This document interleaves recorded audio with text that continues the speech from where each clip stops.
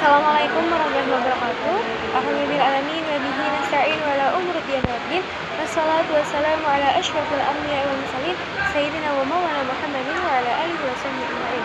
Yang terhormat Abi Hanifin Umida selaku pengasuh pondok pesantren Seperkal Malai Bahinihiyah, jajaran pengurus serta teman-teman sekalian, di sini saya Deh Rafika akan menjelaskan tentang kitab Al-Faraidul Bahiyah tentang kaidah umum bab pertama. Jadi bab pertama ini, pada kaidah pertama di kaidah umum itu adalah al-ijtihadu la yunqadu bil ijtihad. Artinya ijtihad itu tidak bisa diubah dengan ijtihad. Contohnya itu seperti, salah contohnya ya, seperti ketika seseorang telah melakukan ijtihad tentang kiblat sholat zuhur.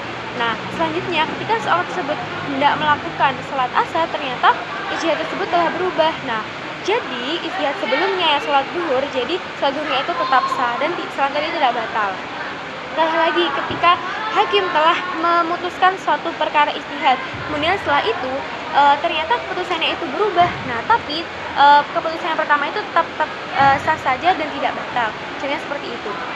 Nah, akan tetapi ada masalah-masalah pengecualian. Contohnya, yang pertama itu adalah perubahan imam terhadap ketetapan yang sebelumnya telah ditetapkan. Contohnya seperti kayak imam itu telah menetapkan sesuatu yang sebelumnya ia telah menetapkan. Contohnya seperti tanah istimewa. Tanah istimewa itu apa aja sih? Contohnya seperti pasar, tanah lapang, habis itu seperti taman hiburan dan lain-lain. Kemudian masalah pengecualian yang kedua itu adalah takwim. Jadi takwim itu adalah penetapan harga. Jadi contohnya seperti ketika seorang laki-laki itu meninggal dan hendak memberikan harta warisannya kepada sanak kerabatnya atau anak-anak dan saudaranya. Kemudian harta warisan tersebut adalah rumah, mobil, ada yang berupa tanah atau berupa perhiasan apapun. Nah, setelah itu ketika telah ditaksir harganya, kemudian ternyata harga tersebut tidak sama dan tidak rata, maka pembagian warisan tersebut dapat diulang.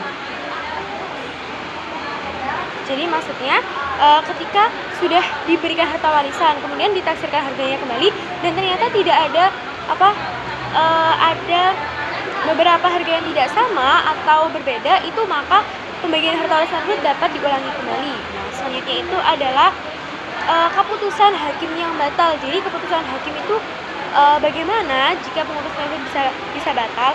Jadi pengaruh yang pertama itu adalah tidak adanya dalil. Jadi ketika hakim memutuskan sesuatu kemudian tidak ada dalil yang menekankan, maka dalil tersebut bisa dibatalkan. Kemudian yang selanjutnya itu adalah jika keputusan tersebut itu menyimpang atau tidak sesuai dengan syarat-syarat atau sesuatu yang berlaku.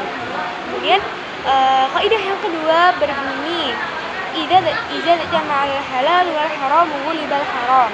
Artinya itu adalah manakala yang halal dan haram itu berkumpul, maka yang haram yang akan dimenangkan.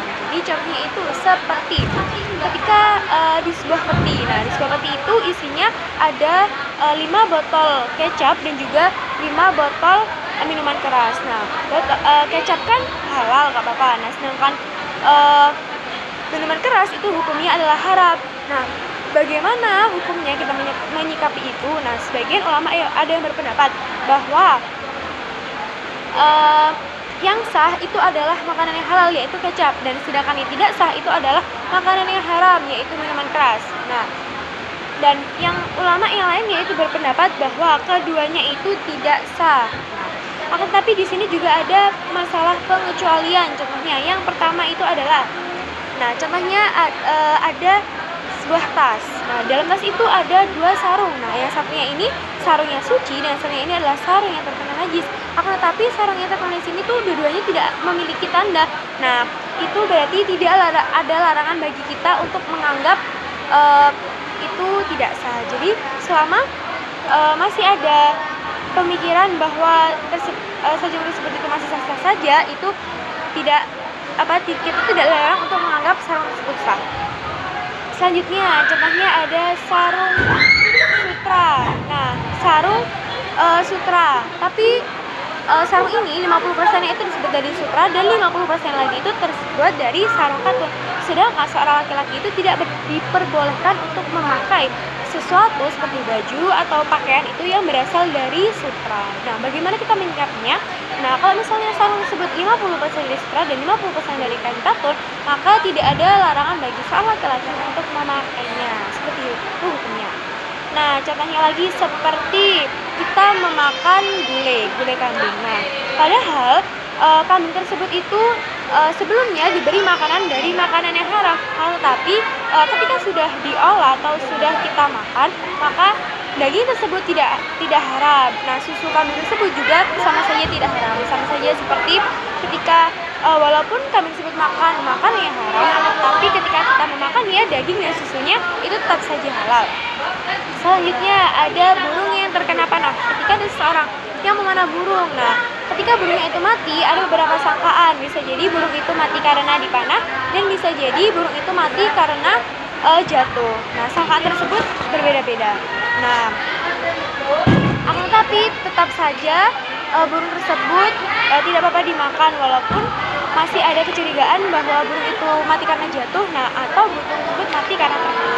Jadi hikmahnya kita belajar kaidah pertama dan kedua pada mazhab ini, kita tuh mengetahui tentang ijtihad yang tidak bisa diubah dengan istihad, dan juga ketika halal dan haram itu berkumpul, ternyata yang haramlah yang akan menyenangkan.